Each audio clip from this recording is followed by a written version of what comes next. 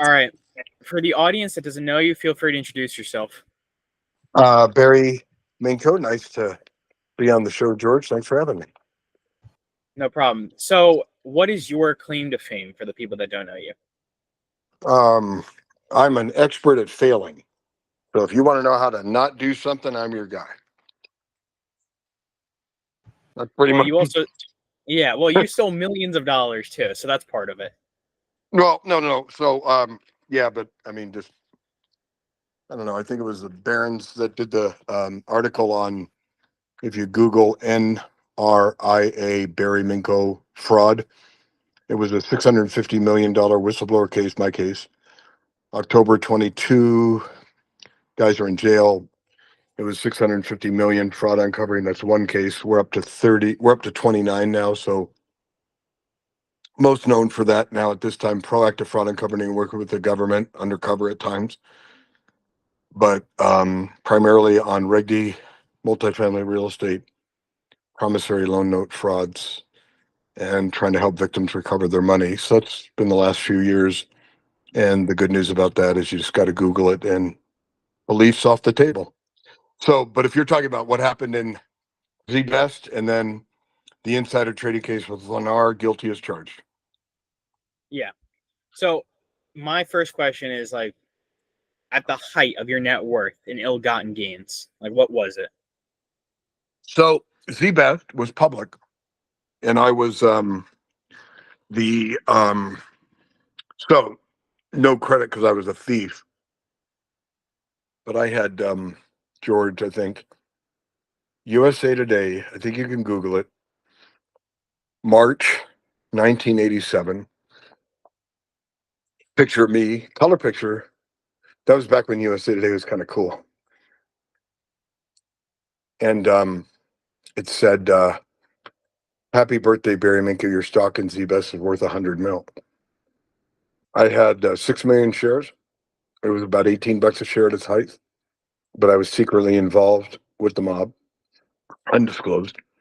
And George, just so you know, white collar fraud, financial fraud is really three things: lying about what you owe, earn, and own. And I was guilty of all three. Most are guilty of what they owe and earn, right? So me, I did the hat trick. So, what's life like when you have a net worth of $100 million? You know what, brother? It's a great question. I'm glad you asked it because it's awful when you're a crook and you know that you are a crook and that the next call could be your undoing. Right. So, right, George. I mean, it's different for Steve Jobs when he was alive and Bill Gates and all the other legitimate, you know, Musk, Cuban Mark, who, mentioned my story a couple times. Good dude. When you're perpetrating a financial fraud and living a double life, you always fear the phone call. It's hard to take vacations. It's hard to let your guard down because it's not real and you know it. Now, we try to get out of it, right? We're trying to have the cure. We're trying to pay everybody back. We're trying to go legit. That's the lie we tell ourselves, right?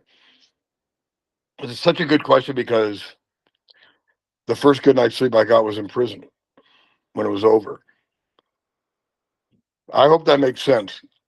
No, yeah, I get it. No, because there's a movie, similar question where it's like you could have $3 million now and walk away, no questions asked, or you could have $20 million, but you have to look over your shoulder for the rest of your life. So, Ooh, that's cool. Well, keep going? Don't leave me hanging now. no, that's the question. The guy, because Oh, I forget the name of the movie. I forget what it was, but it was a really good scene where the guy's like, you have $3 million now, walk out, no questions asked, or you get 20 million, but you have to keep on looking over your shoulder for the rest of your life. so there to that end, let me tell you, if you want to know people like me, and I can only speak for me, there was a psychological study done 20 years ago, very well documented. One marshmallow now, 5-year-olds, I think 20 of them put in a room, or delayed gratification 2.5 hour. They followed the one marshmallow now group for 20 years and the delayed gratification group. I would be in the former.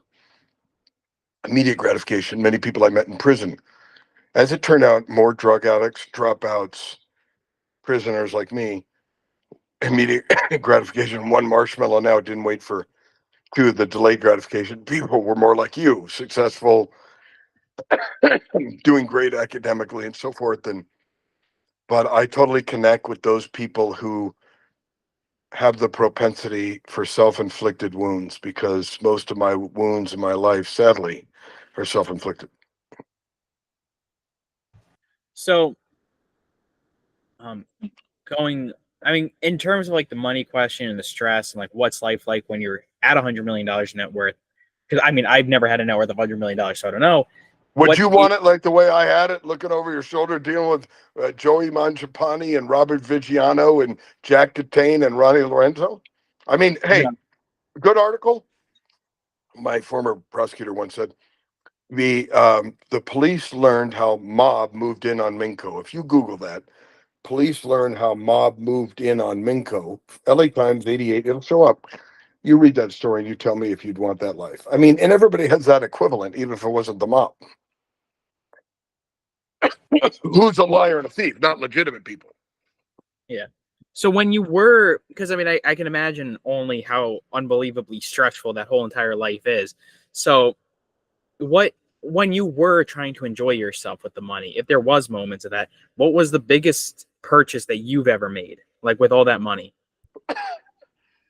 Excuse me, George. The house in you're too young to know who Heather Locklear and Tommy Lee from Motley Crue, but I was in Westchester County Estates in Woodland Hills, had a Zia on the bottom of my pool. And I was, I'll never forget this. I was 21 years old, right?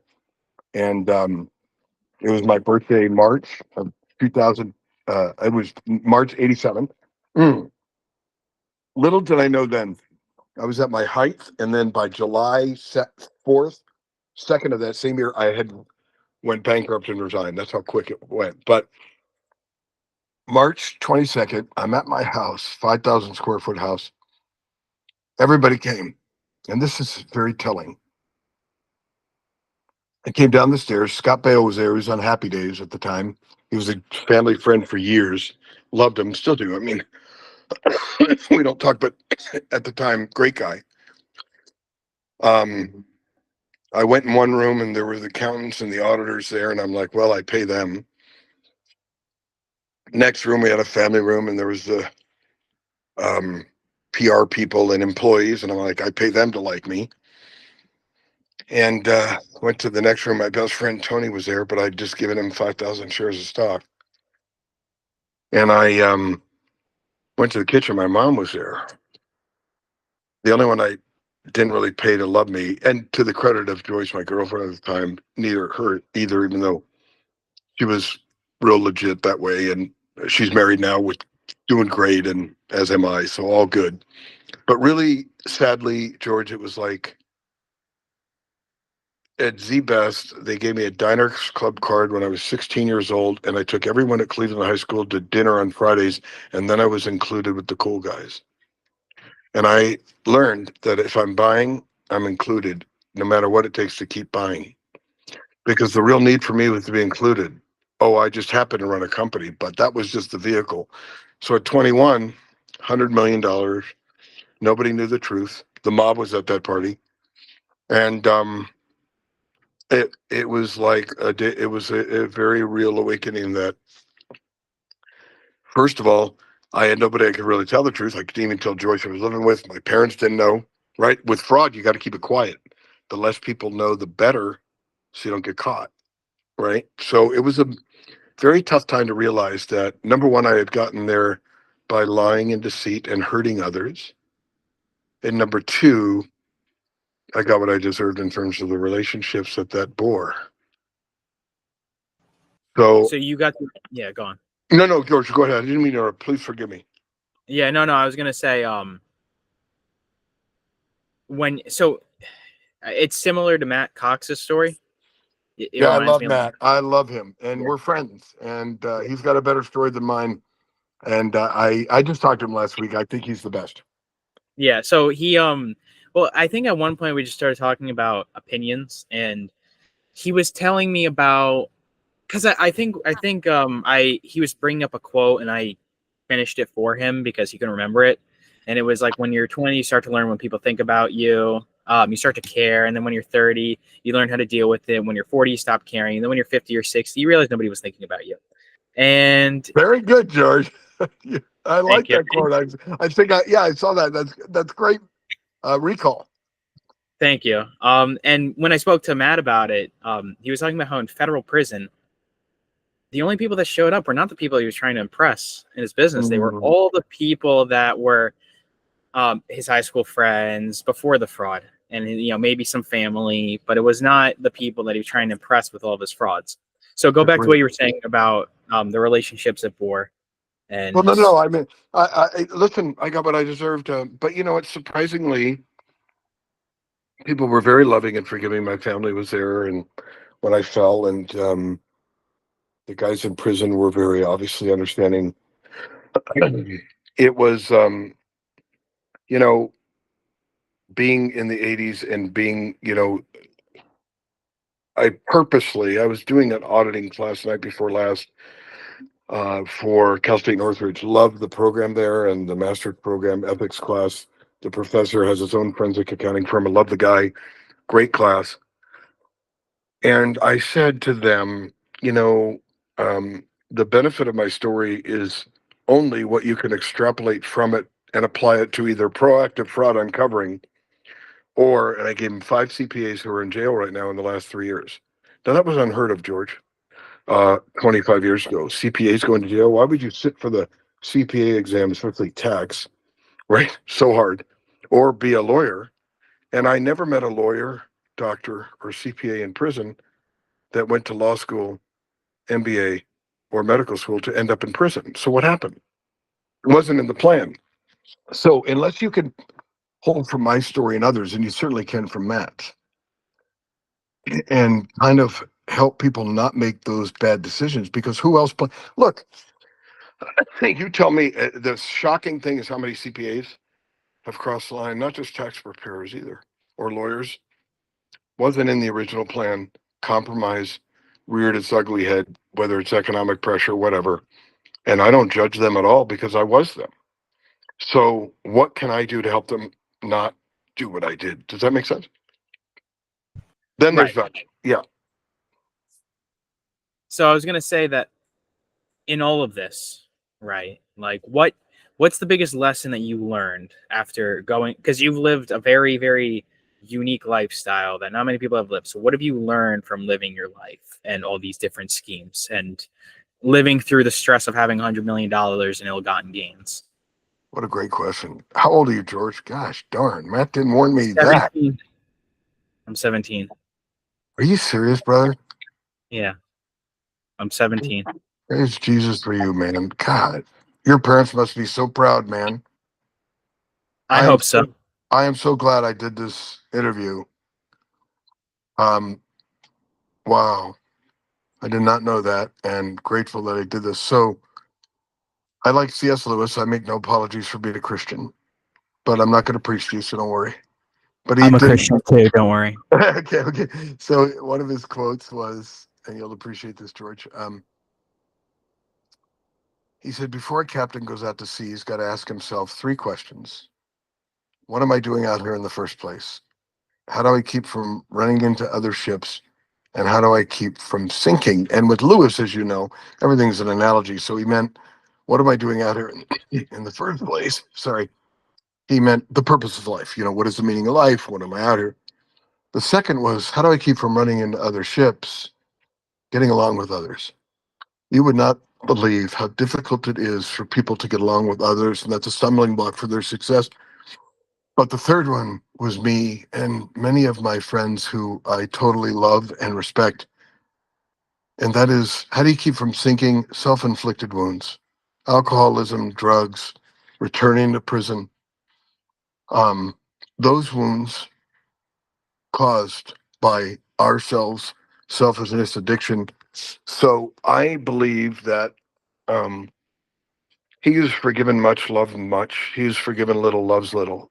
the tongue in cheek there is nobody's been forgiven little. They just think they have. And the hardest thing to convince somebody, so I don't even try, is they're on the comparison system. You're a businessman. Well, I didn't do what Barry Minkow did. No, the finder of fact hasn't found out about the tax fraud yet, or the fudging on the bank statements, or whatever it did to qualify for the loan, or whatever it is, or the pride.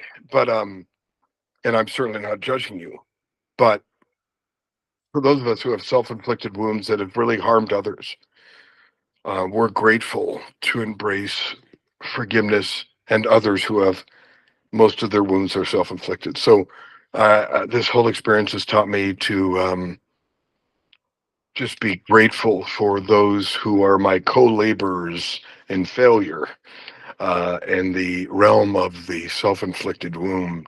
And I'm there to give them hope that it ain't over, that they can persevere.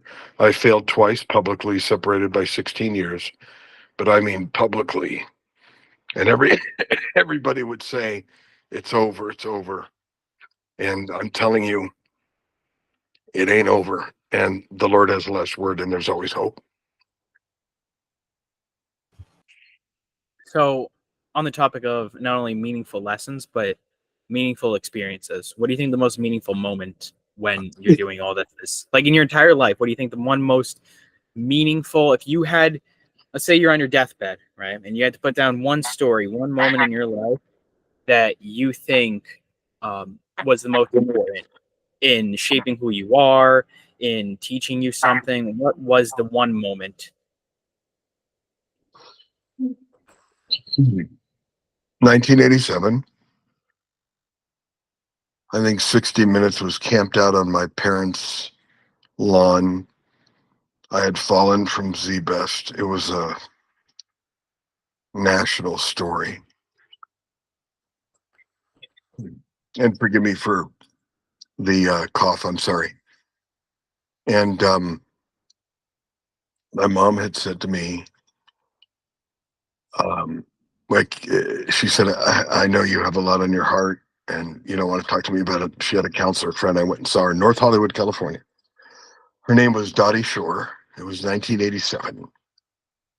And she was a Christian lady. We grew up Jewish. I was bar mitzvahed, mom Jewish, dad Jewish. Mom had become a believer, and everybody in the family persecuted her kind of for that, but she was strong. She wasn't tripping. And I went and saw this lady, and she said, I got good news for you. Now, you got to remember, everybody knows I'm a failure at this time because I was like the O.J. Simpson of 88, right? So there was no cell phones. There was no internet. It was just channel 247, CBS, you know what I mean? And all they had time to do was, it was bad. And she said something I'll never forget. She said, I just want to tell you something. I don't want to be preachy, but I want you to teach you one thing that is a distinctive about Christianity from every other world religion. And it's not disrespectful to any other world religion, nor would they argue the point. And I said, what would that be? And I'm 21. I wasn't really into either religion or philosophy, and I certainly didn't even know my own at the time as a Jew.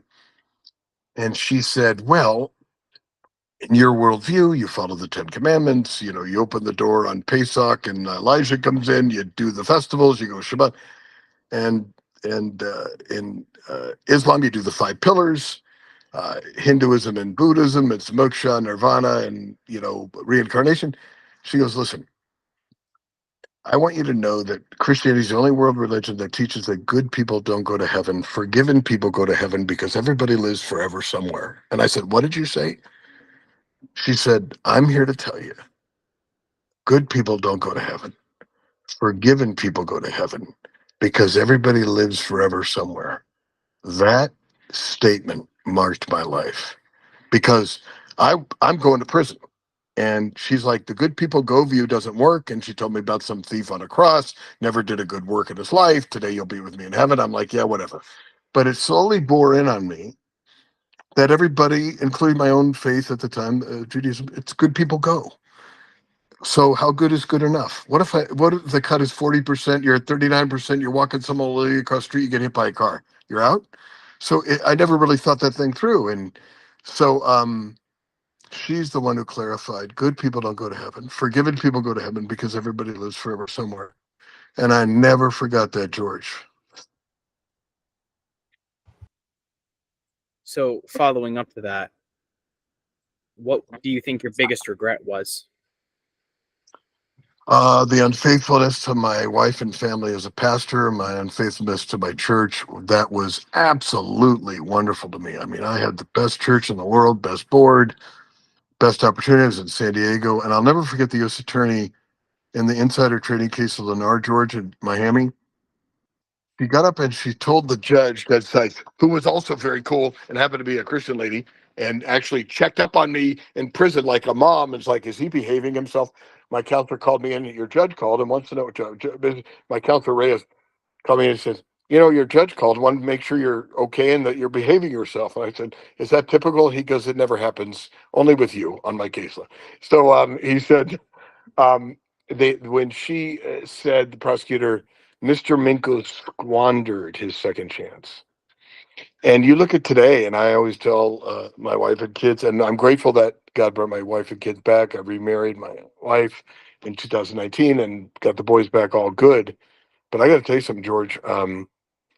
The truth in that statement that the prosecutor, U.S. attorney said, AAUSA, that I squandered, it could not be more true. And it still haunts me. The other thing is, the guys in prison in Lexington, 2,000 people, church was packed. They asked me to speak one day, and they said, we want you to share something profound, deep in your heart that nobody knows, that keeps you up at night. And I said, I wonder if, and so I got up to speak, and the guys were totally cool to me there. It's just great. I said, I wonder if those people I married when I was a pastor, when I fell and went to prison, still think they're married. I wonder what damage I did.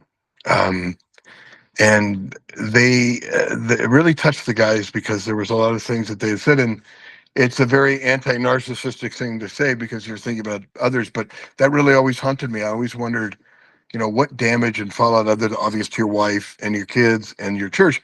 But then you think of the repercussions because you violated a position of trust. That is the worst. So when I did 7.5 years twice, you're going to find it pretty hard to find a white collar guy. Remember, I was first time offender twice because it was separated by 15 years or more. Feds have some silly rule, but I still did the same amount of time for both offenses, deservingly so. So I didn't get away with anything, but it doesn't take away from the fact that I think about things like that. And that was my buddy said, the difference between you and the first and the second time is you actually, the second time, have a feeling and an empathy for others that was absent from 20-year-old mob Minkow affiliate because you were so young. But this time they kind of sunk in. So I hope that makes sense. Sorry for rambling. It's all right.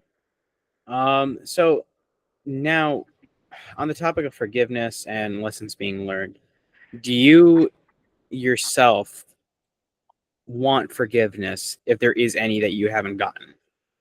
No. Oh, no. I don't. There are, I was surprised at both ways to what Matt's point is good.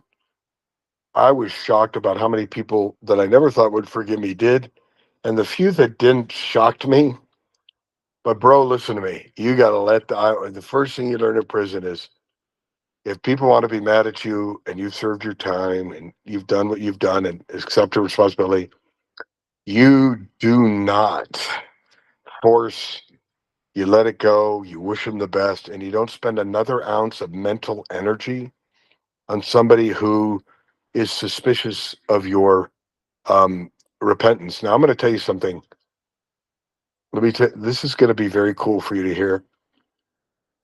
Billy Graham I don't know if you remember the whole situation where there was a famous preacher that fell and Jim Baker, and he was in a North Carolina prison and nobody visited him. They told him he had a visit. He's like, I don't have a visit. Nobody wants to visit. And he goes in the vision room. It's Billy Graham.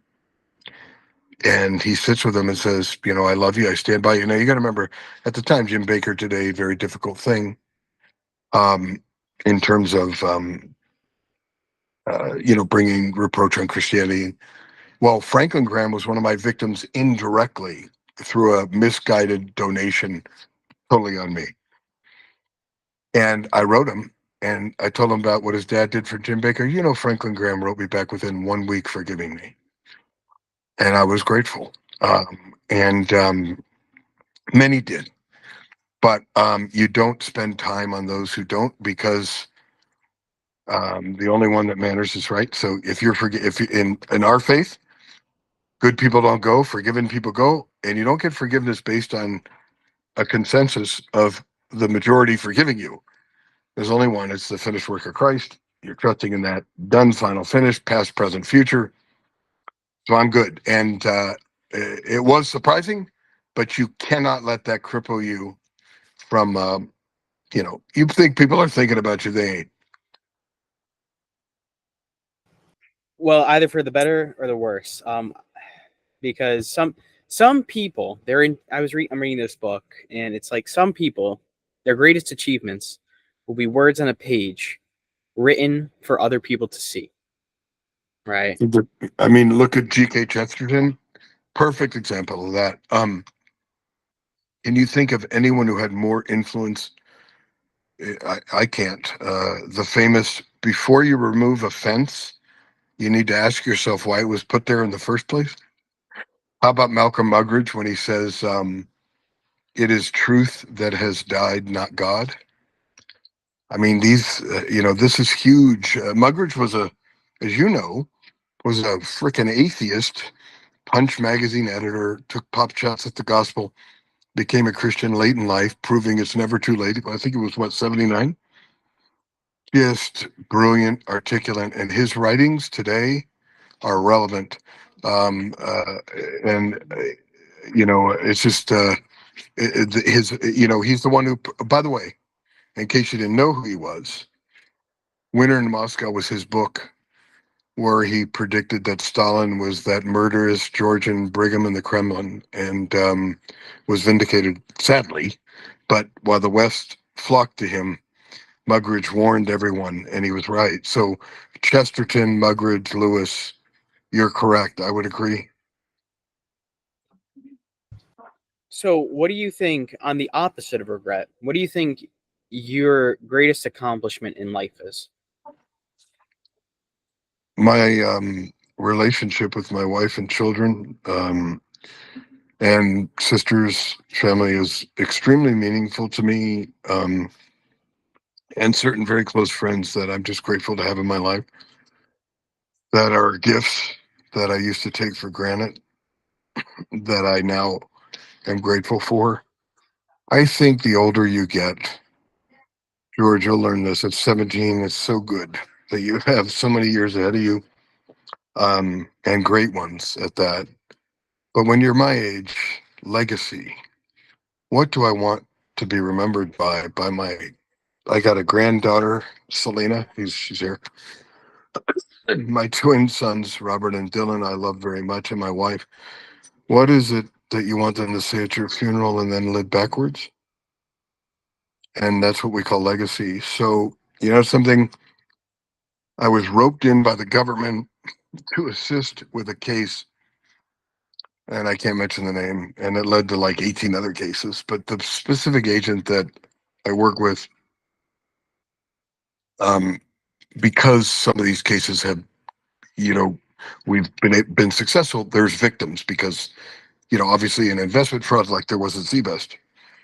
Well, this time around, I didn't stop at just uncovering, but I actually felt like the Lord was calling me to help the victims recover. And there's some unique ways to do that legally, um, that I've actually found that a ministry. And I talked to a fireman, 25 years, Glendale, Arizona, yesterday. I almost cried. He said, "Am I stupid for investing almost $500,000 in the deal?" I said, "No, you're not stupid. You were taken advantage of and lied to." I said, "Listen, me in front of a fire, I'm dead. You, everybody's saved, and you save people's lives your whole life. Me, I'd be outgunned. Listen to me. You were outgunned by your perpetrator because he lied to you, and you're not a liar. So that's why it was a mismatch, because you trusted somebody. You're not a bad person. So trying to help people like that get their funds back is a new part of not just uncovering, which is hard enough.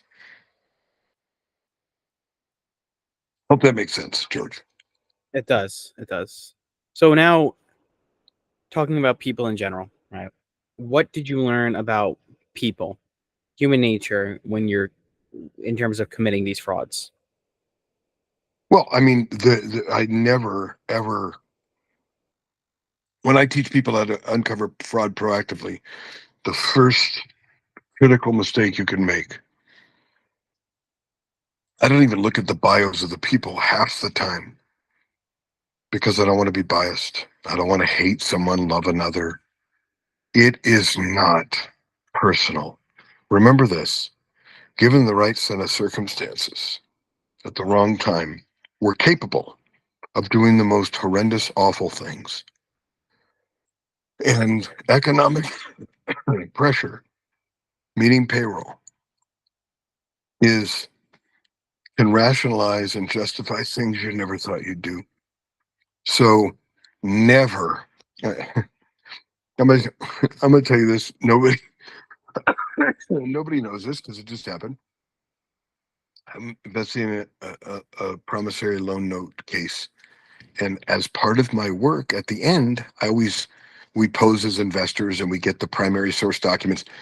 But I always, am I missing anything? So I talked to the perpetrator as a potential investor. He recognized me, and he recognized me, and he just kept talking. I'm like, so it could have got ugly real quick. And I said, look, he said, listen, I watch your show all the time. So we ended up talking for an hour. George, you know why? Because when you're guilty, you can't stop talking. And he was me, and I couldn't hate him. And it was a very respectful conversation, and it wasn't personal. I may not approve of what you're doing, but I have such high hopes for those people that are doing it that they'll hopefully turn their life around. And I know with my voice, I got a cut off, but I do appreciate the show and you. And I had to ask this question before you let me go, because I know we got time constraints. But what is your aspirations in your life at 17? What is it you want to do that you have your eyes set on, and why? Um, well, how much time? Before I answer that, I was just gonna ask how much time do you have? Because I can go for another 10 minutes. I also wanted to stop recording and talk a little bit after the show. Yeah, we because of the yeah. Okay. Okay. All right. So But yeah. please, Um. I want to get this on tape, brother. Your Well, answer. my answer. Uh, I don't know. I would probably want to cut it out of the recording, but make the world a better place than the way I found it. And do you have any specifics in mind yet? Or are you just open to like the Lord leading you? Yeah, just Okay. helping people, being a good person. I think that's, in all the interviews I've done, I think for me, the answer that I've come to is just that, love is the solution to most of man's problems. You can find some aspect of love in whatever problem man has. Number one. And number two, I think that learning when and how to help people is one of the most underrated skills a person can have. Mm, So, I like that. Thank you. so I'm gonna stop recording. We'll talk like for a minute after the show. Wait, But wait. yeah, If you have a closing question, go ahead. We'll do one more question and then close. all right. What advice do you have for young people? I knew that was coming. Um, be careful of what the. I mean, I don't want to sound trite because you hear this on Instagram or TikTok all the time, but I would just encourage them to be critical thinkers. In investment fraud, people do more due diligence in the produce section of their supermarkets, differentiating between a ripe banana and a non-ripe banana, than when they invest their entire life savings in some deal. So my desire is that they be critical thinkers, because C.S. Lewis, be careful when they call evil good and good evil. So if you have a situation where um, anyone is being persecuted because of their race or color or religion, or that's just bad. Even if it's politically inconvenient, there's certain objective truths, right? Objective truth has gone out the window. And I would hope that, and fraudsters love that, because if you don't have objective truth, that's not in a vacuum. It's going to carry to your financial decisions. Well, that's just his opinion. So if you listen to Barry Minkow and he says untenable returns are a red flag for fraud, why would you believe that any more than you would believe I'm the way, the truth, and the life? No one gets to the heaven. The truth is exclusive. That the law of non-contradiction says either the 49ers or the Chiefs, not both. So two contradictory views can't be true simultaneously.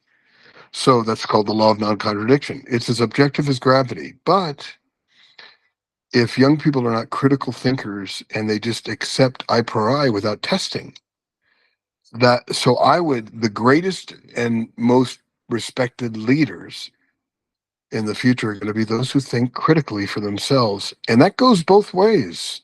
That's not a political view. It's both ways. I mean, critically about both. It's just, as believers, you have a objective truth, right? And that's the Bible. That's why it's, the flower fades uh, and withers, but the word of the Lord endureth forever, right? So we have an objective truth. So I was at a debate with an atheist, and he said to me, you're went from one con to another. I said, really? He goes, yeah. He goes, I can believe in people dying and not rising because I see that every day. But to believe your nonsense that somebody died and rose from the dead, no. I said, let me finish that for you. What you're saying is you can believe somebody died and didn't rise because you see that every day, but to believe a past singularity, he goes, that's right, that somebody died and rose from the dead at a point in time. And he goes, I I said, your problem is you weren't there, you didn't see it, and it's not happening today. He goes, that's right. And I said, really? You just got through telling the class that you believe in some spontaneous generation of life, in some prebiotic soup. You weren't there, you didn't see it, and it's not happening today. You believe in this past singularity because you're hopelessly inconsistent and fraudulent, because Louis Pasteur just happened to be a Christian, disproved spontaneous generation. Google it objectively. We don't even need to get to the fossil record. So that's scientifically disproven, yet he believes in a past singularity. So I believe, based on good evidence, that there is objective truth. And I think the critical thinker of the future is the best leader. Does that make sense? Yes, and I'm glad we can end off the show like that. I'm gonna stop the recording. You have any last final comments? No, thank you for having me, George. Honor. All right. Thank you, my friend. 3, 2, 1.